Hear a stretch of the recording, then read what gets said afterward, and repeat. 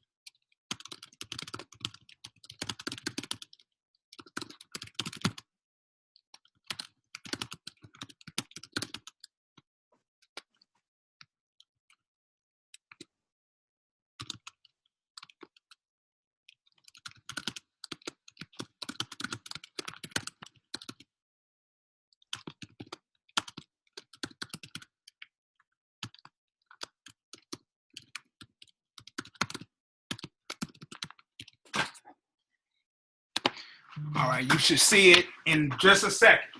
Okay.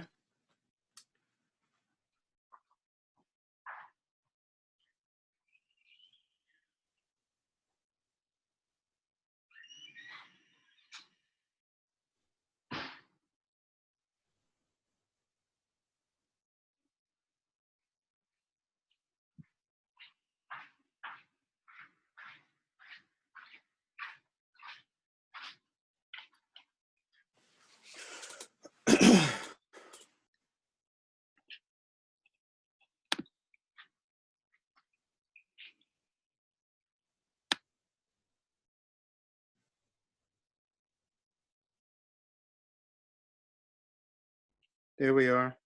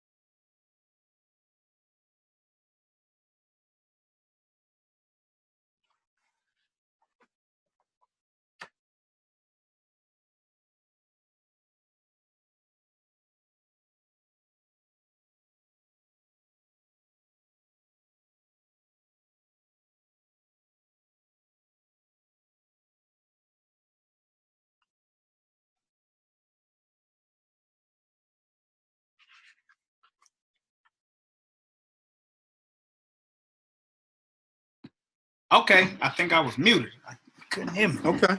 All You got- right. Well, look here. I'm excited about this one.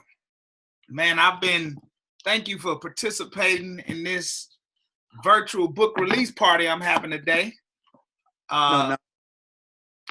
I've been going all around the country from my living room and celebrating with some great thought leaders, great businessmen and women, and just friends, people who get the concept of what I'm talking about here in this book. And so for everybody who don't know, if you haven't been following, or if you just connect with me through Mayor Daniels' page, I am Ramone Harper. I'm the author of It Takes Two, Who is Helping You Lead. I'm also an executive pastor at Change Church, located in New Jersey and now Florida. I serve as a two-man to my pastor, Dr. Darius Daniels, and I've just been blessed and excited about meeting and partnering and working with some amazing people throughout the country. And today, my book is on Amazon, and so we've decided to make it available for 99 cents. The ebook is available today, so you can download it straight to your phone or iPad from Amazon Kindle. So we're doing that today. The book is available as well on Amazon. If you like a hard copy like me, you want to get that, it will be shipped to you. You can have it this week. If you do get it, please read it and tell me what you think about it. Once you get it, take a picture with it, post it on social media, give me a review. Or if you get it from Amazon, go to Amazon and write a review in terms of what you think about it. But with that being said, I'm excited. I have a great, extraordinary, humble giant online with me right now, 4:00 Eastern. And so to all the people around the world who may watch this or watch it later, I'm going to let you introduce yourself to the Facebook listeners today. How you doing? I'm well. Pastor Harper, it's so funny. That's how I always refer to you. That's how I was first introduced. And I know you're going around the country with your book signing tour. So I probably will interchangeably refer to you as Ramone or Pastor Harper, but nevertheless, don't charge you to the head, don't charge you to the heart, charge you to the head. I'm all of that. So however you flow. Really. Yeah. Hey, look, I am absolutely ecstatic, quite frankly elated that I'm on and have an opportunity to talk with you and discuss your book, It Takes Two.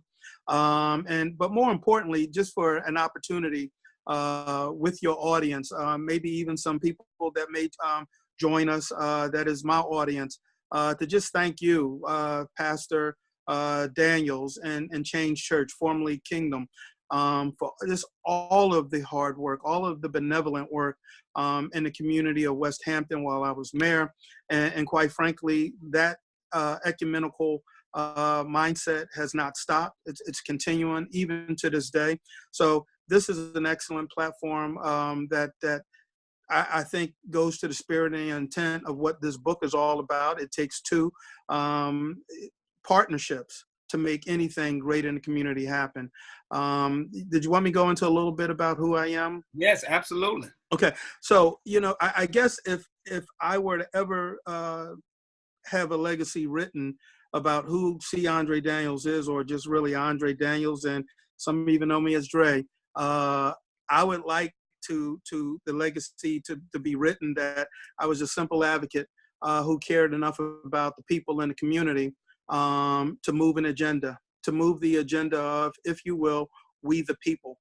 To me, that's much more important than any personal accolades that I've had an opportunity to achieve, I guess, over the timeline of my life, quite frankly, which began back in Philadelphia, Richard Allen Projects.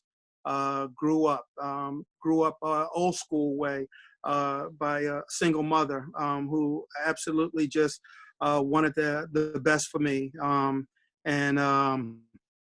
We would have an opportunity to be raised by a village, if you will, a community that, quite frankly, I wish that we could get back to, that even the bad guys in the community understood when young people had a special calling, or, if you will, as Big Mama would say, a shining on them.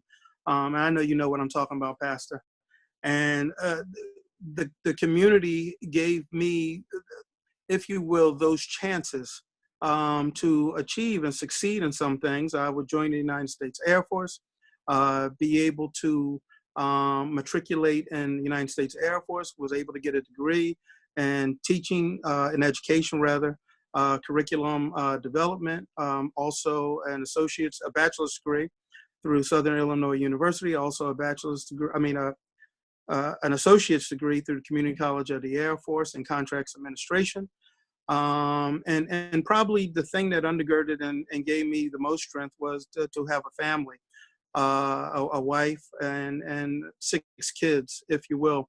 To me, that was the epicenter of and all of the strength, quite frankly, that I would need to go on to do some things like being an advocate and PTA and rising to serve 2 terms on a national PTA board, to be an executive with Boys and Girls Clubs of Burlington County, to sit on various boards, of which I've been very proud, to simply advance the notion of we the people and taking care of those who are, if you will, need to be taught how to fish, not necessarily giving out fish to the community, and also having had an opportunity to serve my local school board, the local council, and rise to the, if you will, in local governments, the epicenter of being the mayor.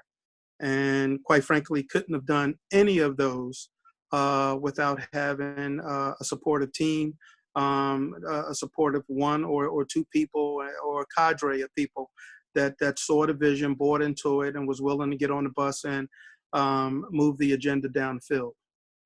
So that's a little bit about who I am. Oh, man, that's amazing. And so listeners and viewers, y'all see why I wanted to spend a little time with this gentleman tonight.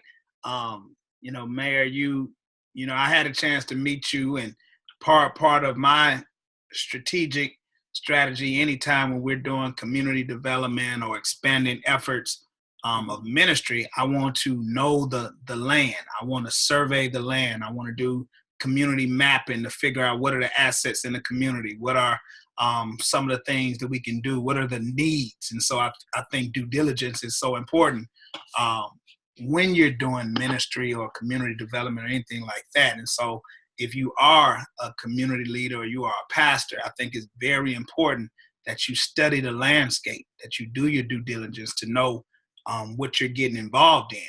And so one of the things that was important for me, I knew you were the mayor of the city that we were moving into, and we connected. I think we went to lunch, and I told you, I think me, you, and Pastor Daniels met, Charlie Brown's, and broke bread and talked a little bit. Did. I told you I wanted to do a ride along. I wanted to ride and see the community through your eyes. And so you remember that? I do, absolutely. Yeah, so tell people a little bit about that, man, because you kind of you showed me and you told me about the city and some of the great things that were going on in Westampton. So tell us about that and tell us about Westampton. Well, it was important to me that when you Google Westampton Township, and chances are you'll get a map and it'll say somewhere in Burlington County. By way of further explanation, it'll tell you that we will be exit 45 off of 295 interstate. It would also tell you that on the New Jersey Turnpike, we would be exit 5. And you would get all of the places that would be best recommended to see within Westampton Township. Oftentimes, whenever I've had an opportunity to travel around this nation, and in fact, when I've had a chance to touch down internationally, one of the things that, the places where they would always tell us not to go, I wanted to go.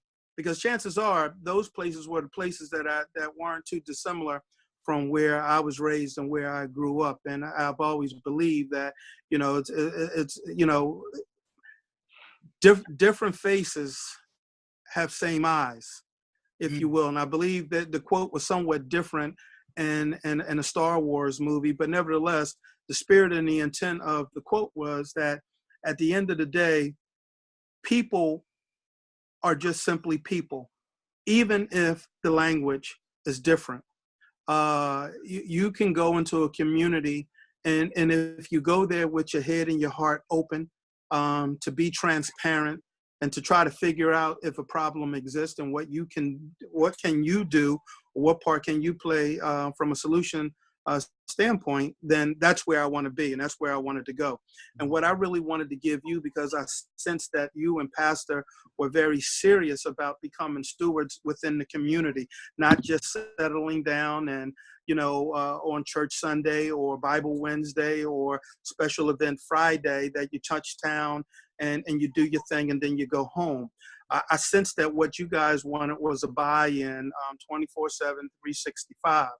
And within the ride-alongs, I took you around the perimeter, if you will, Westampton, and then I took you on the inside of Westampton. And it was a good time, because it was a time very not too similar to the time right now. It was warm, so people were out.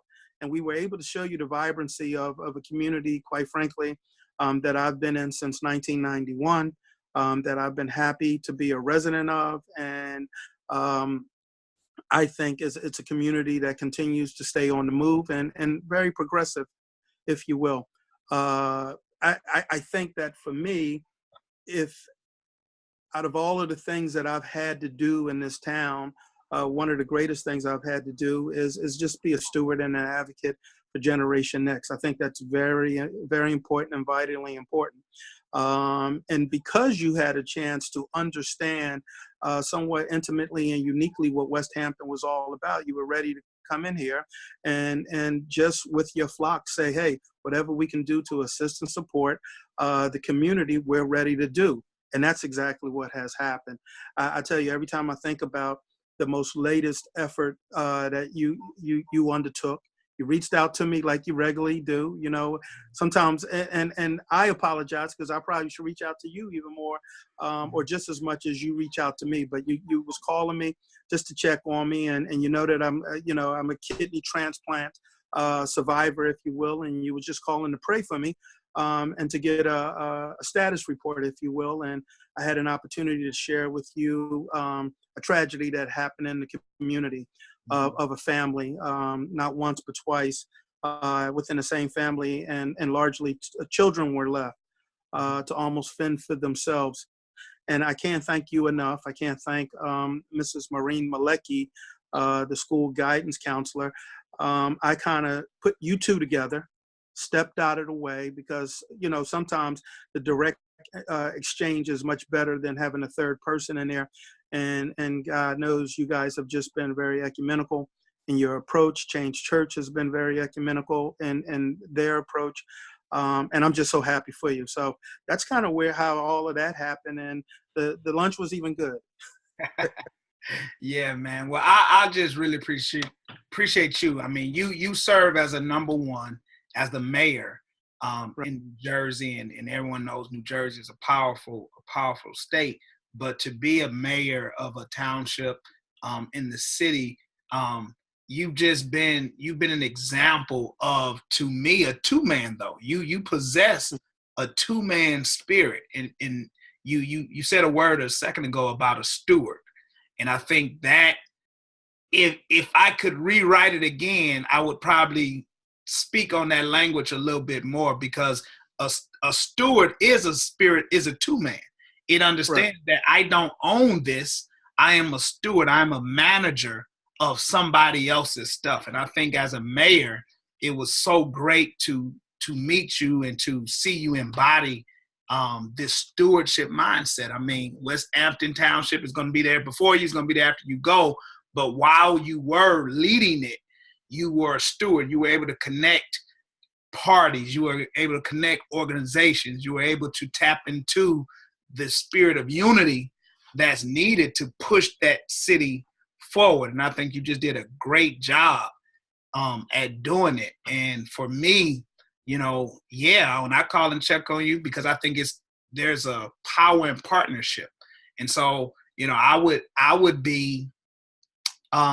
feel some type of way if somebody only called me when they need something. I think we established a relationship. And so, Mm-hmm. yeah, I just wanted to call and see where you are. Right. I just want to pray for you. Right. And ironically, I'm on with you right now live, because it was like, let me check on my brother. I'm happy to book. I got the book in the mail, and I was just giving you a call just to say, hey, Pastor, I received the book. I'm excited.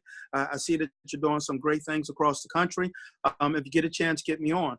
and in fact, we connected that way, and that's how it was to happen, that I would be on today, and I'm so excited about that. So, Yeah. good work.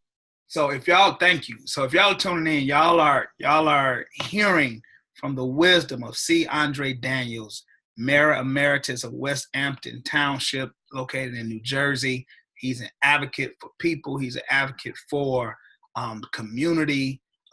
He fights fearlessly. Daniels, how can they find you? Because you're doing so much, and I see you, everything that's happening in that township, in that city, and not just there, you're there. Like, you are supporting everything. And I'm like, man, this guy is everywhere. Like, how can they follow you on your different platforms? Well, I'm on Facebook, chiefly as C, no period after that, C space Andre Daniels. I'm also on Instagram as Advocate, ADVOCATE, Advocate One, on Instagram, and my number's been published on Township website. So 856-425-7059 would be a good number to get into contact with me. And generally speaking, I try to make myself available for most events. I think I know that I am have been incredibly blessed. Someone who, when you understand some of the trials and tribulations that I've been through, I don't look like some of the trials that I've been through, or some of the tests that I've had. As a young man, I was able to beat sarcoidosis, and I was actually in a hospital for some 8 months. It was touch and go for me as a youth. Would later on be able to grow out of that some kind of way. God relieved me of that, and then later on I would get focal segmental glomerulosclerosis, and I could tell you, when I found out that essentially FSGS was one of those things that essentially your kidneys lose its ability to function, to separate the toxins out of your blood, essentially. And over a course of time, you have to either go on dialysis or be transplanted. Well, I would have to serve on dialysis for about 4.5 years before, after my third try of being called, that I would get a transplant. And this was really important to me because, it's very spiritual, because I would receive a cadaver kidney from a 19-year-old who had just graduated, a young man by the name of Shane. And my promise, when I was on dialysis, whenever for all of those 4.5 years, 3 times a week, 5 hours a day, 17 gauge needle being stuck in and taken out, every day I had to think about going to dialysis. On great days that I felt, don't really need to go. But you remember that that's how you stay having great days, because you go all the time. Mm-hmm. And on bad days, it was obvious that you would have to go. And my promise to the Lord was just simple. Hey, of all of the things that you could have given me, you gave me this. So either you're trying to get my attention, or you're sparing me for something that I just haven't realized yet. And I think that when I had an opportunity, when I got the kidney transplant, it was, Lord, if I'm in fact looking up and in pain, as opposed to looking down and, if you will, no pain, then when I get up, 65 staples in my stomach, when I get up, I'm going to run. So when people see me out and about all the time, that's the realization. That's the, if you will, the output mechanism from a mindset of, to whom much is given, much more is required. So, I'm at 16 years, just celebrated my 16th year anniversary with a kidney transplant. And, the doctors told me that it would be 10 to 12 years with cadaveric, that this kidney, and so I'm on bonus time by some either 4 to 6 years with this. Shane is getting a little tired. The creatinine is rising a little bit. I have a little bit more protein. So there's some things that I know that I have to do to prolong this kidney transplant that I have yet. So we're not calling it quits yet. We're going to continue to run until, as they say, the wheels fall off this car. and continue to do great things. And I believe that I've been blessed with the additional years that I've had on with this transplant, simply because of some of the work, and that was my promise, and I've been committed to that promise. Well, man, listen, you are a beacon of light, man. I hope somebody that's watching you understand purpose. And if nothing else, part of my assignment is to help people live on purpose. And so you're listening to an individual who just shared with you the trials and tribulations that he's had to overcome, and the promises that he made, that if God, if you give me up, I'm going to run on. And so a lot of times people don't know why you do certain things that you do. People can watch, and I'm sure your opposition in politics and different people that, may not understand you, or you a Democrat or Republican and kind of don't understand why you run the way you run and why you serve the way that you serve. You got something extra pushing you beyond ambition or being famous. You have purpose. And so I think that's an amazing testimony. And as a brother to brother, what you're doing is so inspiring. And, even when I wrote this book last year, a lot of people didn't know that I was battling cancer. And so in the midst of serving the church and the community and doing everything, I laid there going through 6 rounds of chemotherapy. And I asked God that, well, number one, I knew it wasn't my time to go. I knew this was in me. I knew there was a lot more to do. So I knew it wasn't, the devil could knock at my door. So I was like, no, you got to go to somebody else's door, because I'm not done. I'm not finished. But as I went through chemotherapy, I was penning this and I was writing this. And I told God, just like you, God, if you allow me to live, if you extend my years, I'm going to give this world everything I got. I'm going to run. I'm going to say everything I need to say. I'm going to write what you told me to write. I'm going to give my life to what you called me to. And so, man, people like you are inspiration. You're inspiring, that you're able to lead a city battling what you battling, and people have no idea, and people may speak on your name or say you're not this or whatever, but people like me and people who see you, we get it. We understand there's another power, another track that you running on that they will never understand. So, man, I'm proud of you. Well, we thank you, Pastor. And you had touched on a little bit about what you were going through. And, God is a healer. And, I'll stay in my lane. And I come to you for the spiritual guidance. I come to you, to Pastor Daniels, for the spiritual guidance and the works of the book. But I'm glad that he's a healer.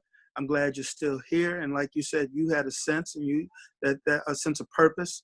And reasoning that you were going to get through that, and he's a mighty God we serve, and I'm glad that he did. And even from the political side, many people will make much of politics on a daily basis. I'm glad that I had an opportunity to serve with Democrats and Republicans. I'm glad that the Deputy Mayor Abraham Lopez and I, and of the two individuals on any given day, he easily was the smarter of the two. And we understood that there was a mission at hand, and the mission simply was called Westampton Township. The mission simply was return on investment.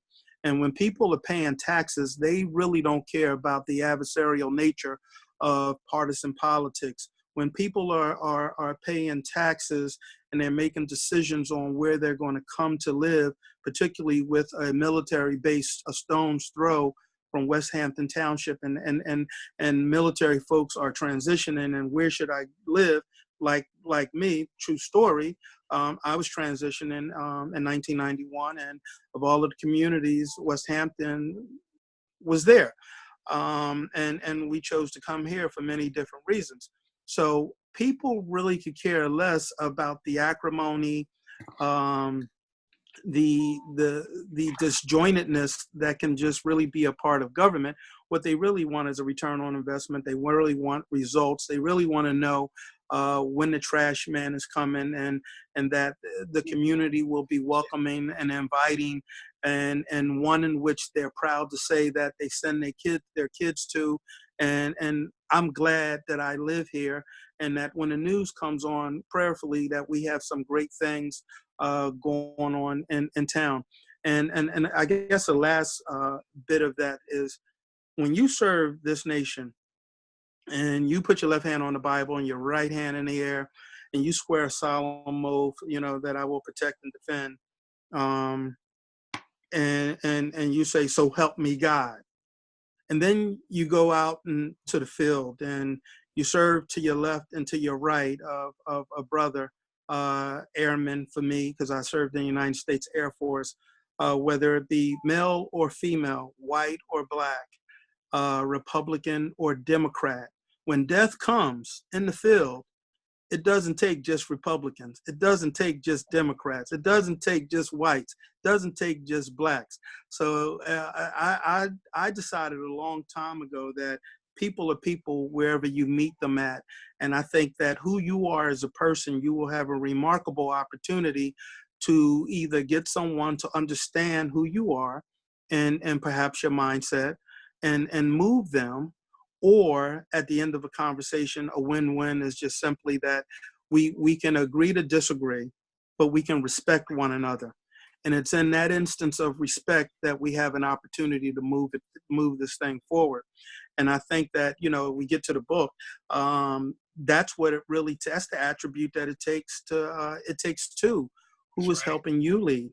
And, the last thing is, so long ago, I think it was in the early morning of April 28th or the 29th of 1982, some 2 a.m. in the morning. It was a call, if you will, and bright-eyed and bushy-tailed from Philadelphia with men from all across the country. And this drill instructor came out, and big guy, he had the Smokey the Bear hat on, and he promised us things, that he would do things to us that no person should ever tell some young, bright-eyed, bushy-tailed young person. But as you go through your military career, you understand that it's all psychological, and it's part of the maturation of just enlisting in the military. But that night, I saw a sign inside the barracks, and it simply said that in a society where one individual is officially subordinate to the other, the senior never thinks of it. The junior never forgets it. And a two-man, for success, sometimes those roles are interspersed to the general good of the mission.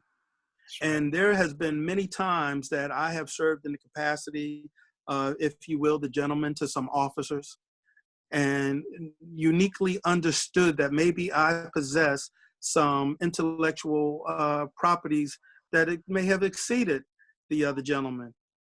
But what you understand is, what is the mission operative here? What are we trying to do here? And from your perspective, what you're really trying to do is God's work. And when you're doing God's work, you're saving lives.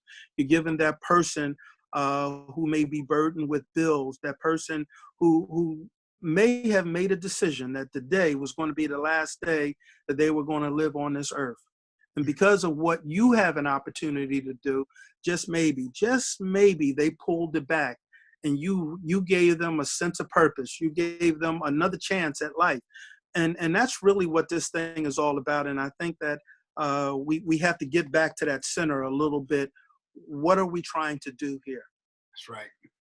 That's right. Well, y'all just heard it. The former mayor of Westampton Township in New Jersey. This guy is a servant leader. He led, well, you still lead it. I mean, you've been a part of the council for the township for years and served as mayor. But I think you are mayor. You are mayor. You the people. Well, you the people's champ. You the people's champ, man. Absolutely. They say you never lose the title, that, from an emeritus perspective, that once a mayor, you're always a mayor. And, when I was officially a mayor, I never moved like I was Mayor C. Andre Daniels. Right. I always moved like I was just Andre Daniels, because I realized that there would come a time that, while we can retain titles, it wasn't important that I retained a title as much as it was important that I retain the notion of he brings a certain body of work to whatever he's doing, a certain degree of excitement to whatever he's doing. What is his capacity? And, you know, as someone who's a stakeholder in the community, you know, you bring in one of three. And in some instances, you're bringing all three: time, talent, or treasury. You either get it or you give it. Sometimes my most frustrating aspiration, I guess, if you will, is that I wish I had the capacity to write checks, if you will, to causes. And it pains me sometimes to see things that you can't directly impact. And I think some time ago, the Lord just touched my heart and he said, it's okay if they ask to see your net worth. Don't worry about that. Show them your net worth. Work it.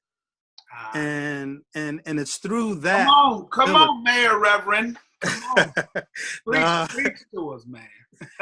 it's through that ability that we've had an opportunity to, if you will, as Pastor Daniels have said, that change people change the world.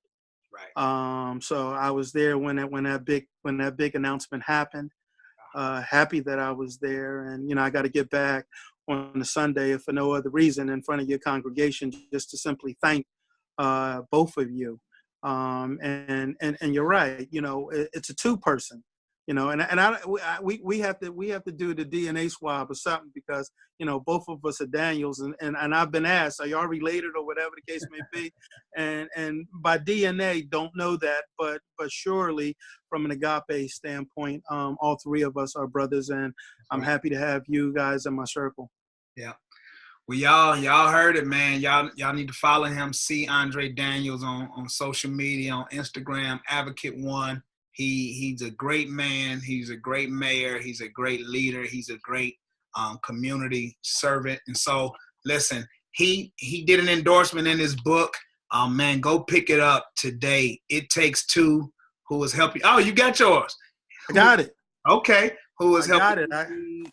It's released today on Amazon. You got the pre-order copy, man, but it's out today. Go to Amazon.com, get it. They'll mail it to you.